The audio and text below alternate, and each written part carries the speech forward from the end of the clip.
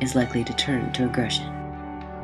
This study, by the behaviorist Hobart Maurer, showed that when rats could not achieve their expected reward, they began to take out their frustrations on each other. The scientist notes that two animals which have lost their hold on the pellet, frustration, will be seen to turn on each other, displaced aggression. Similarly, in a 1941 experiment, toys were placed behind a wire screen where children could see but not touch them.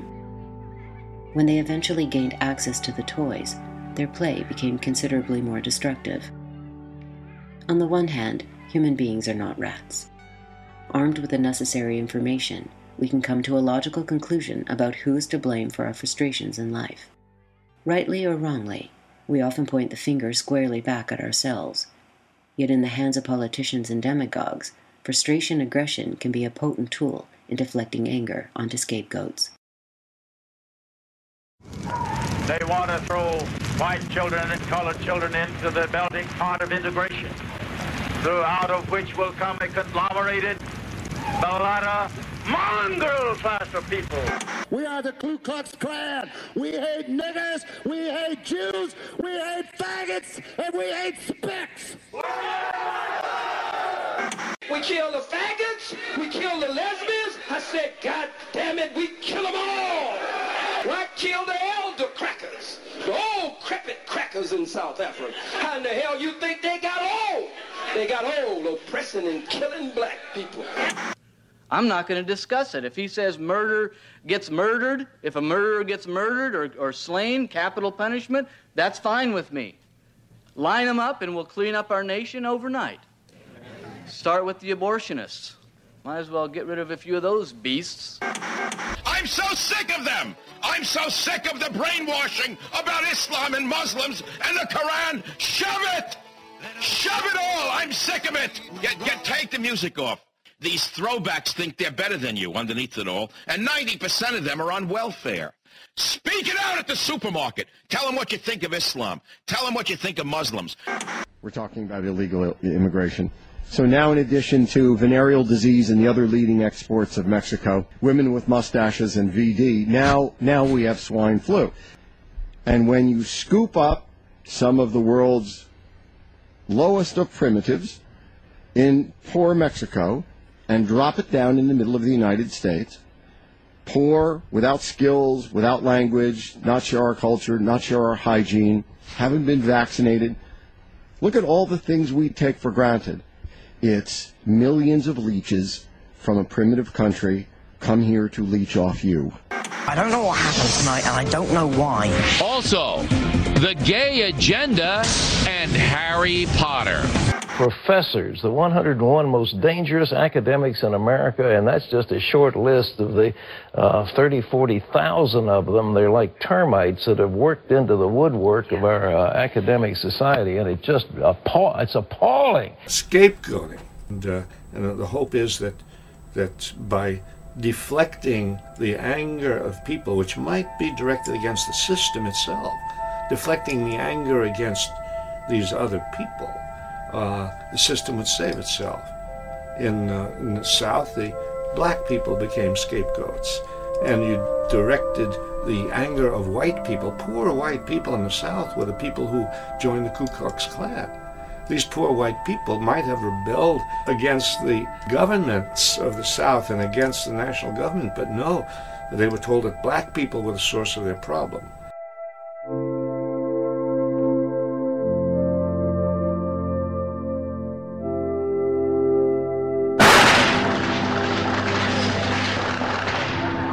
Facility, heavily armed, immediately started shooting everybody. It was a local man dressed in battle fatigues who declared, "I have killed 1,000, I'm gonna kill 1,000 more."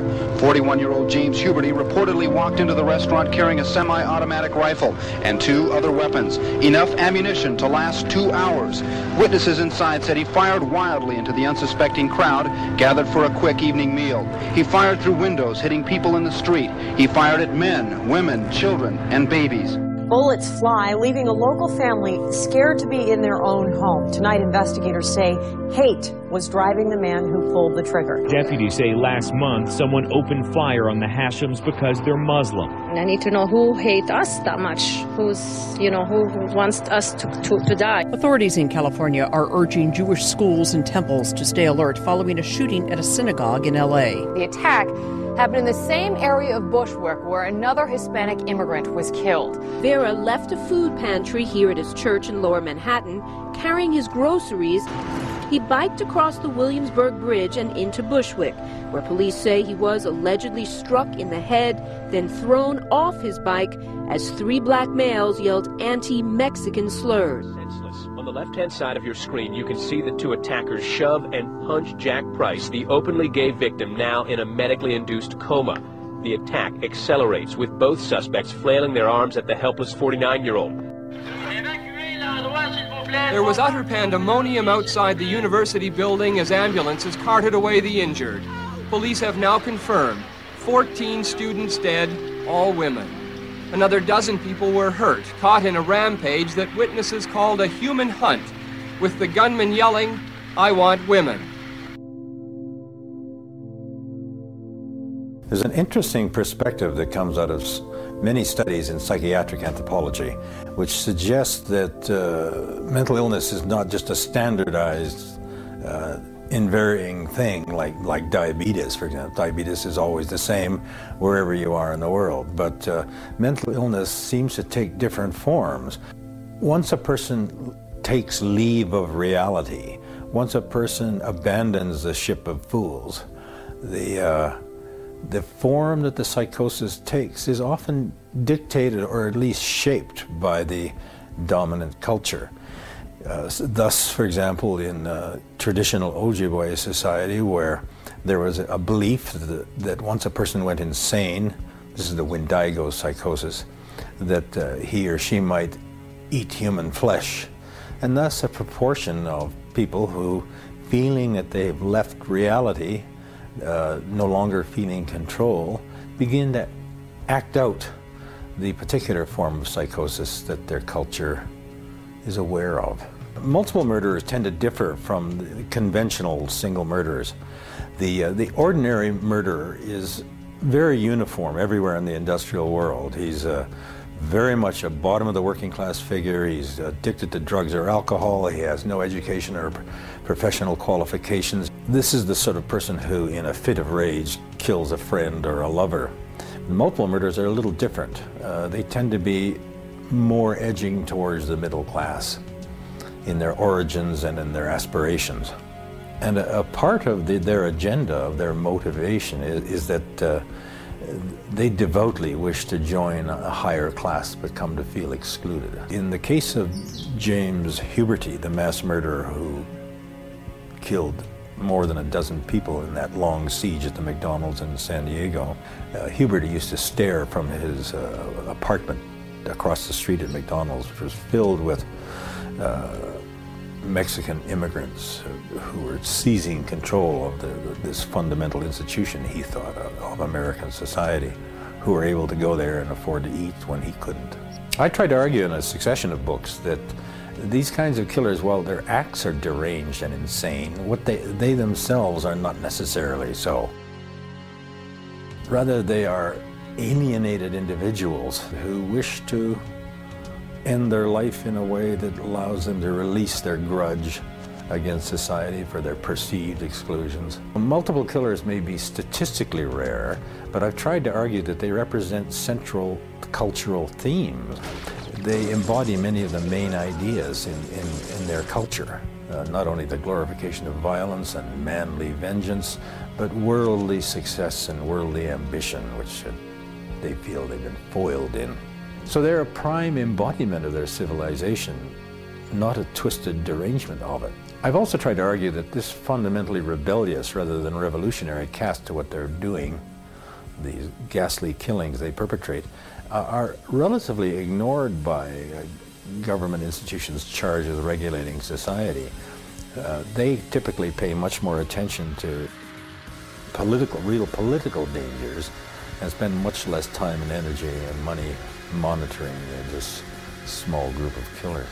I don't believe personally that the answer to psychopathy is to be found in brain-altering chemicals to change the nature of our society in that artificial way.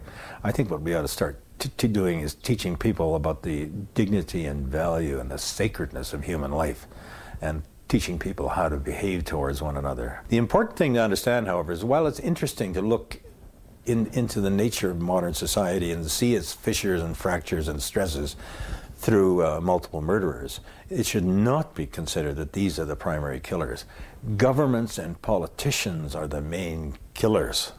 Indeed, some scholars have argued that the state's primary function is, as mass murderer, to wage war on other states. And that was how they developed. That's the social impetus for the development of the modern state. So it's kind of disturbing. We don't think of the state in that way, but that's what it is. Hitler and Stalin, between them, killed something like more than 100 million peoples, many of them their own peoples. This small-time personalized vengeance of a few serial killers and mass killers comes to nothing compared to them. The real killers are governments. Nowhere is frustration aggression more apparent than in modern-day military training. In her study of Japanese atrocities in China, Iris Chang observed that Japanese troops were subjected to particularly severe abuse prior to their deployment. They were repeatedly slapped for no reason, humiliated in front of their peers, and reduced to a state of impotent rage. It was generally at this point that they would be given a bayonet and instructed to attack the enemy, who was portrayed as a subhuman animal. In America, the same techniques would be adopted, with the emphasis less on physical abuse than verbal.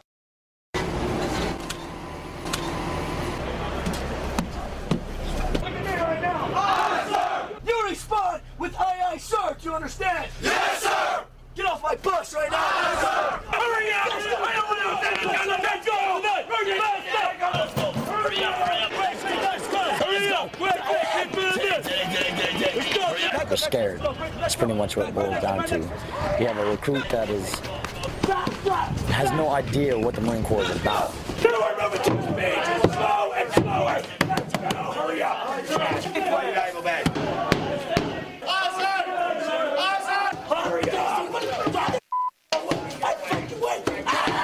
It's that initial shock treatment to let them know that this isn't a summer camp, this isn't where people are coming to have a good time, that we got a real job down here, and that's making United States Marines.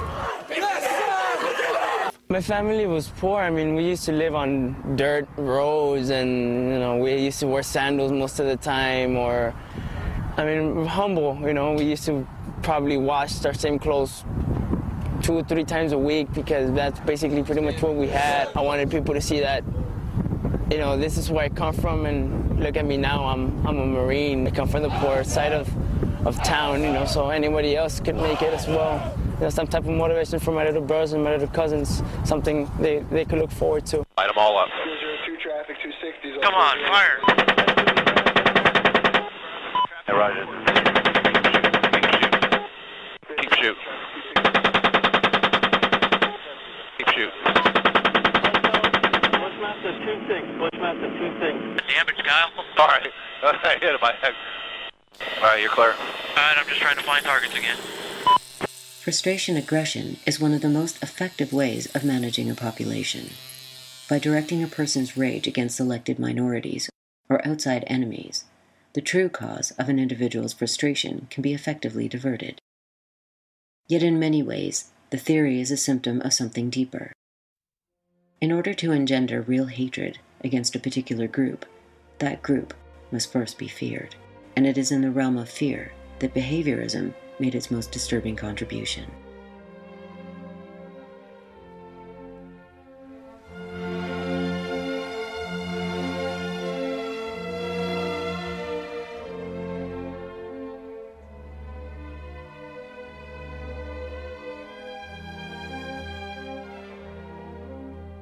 Hobart Maurer, he would be called a neo-behaviorist, and he trained at the Yale Institute of Human Behavior. And he was quite unusual. I think his background was unusual, and he was also an unusually perceptive and sensitive man. And one of the first and most significant experiments he did was called a preparatory set, in which he had a human being lie down, or usually it was a student, lie down and be attached to electrodes that would deliver a shock whenever a light went on.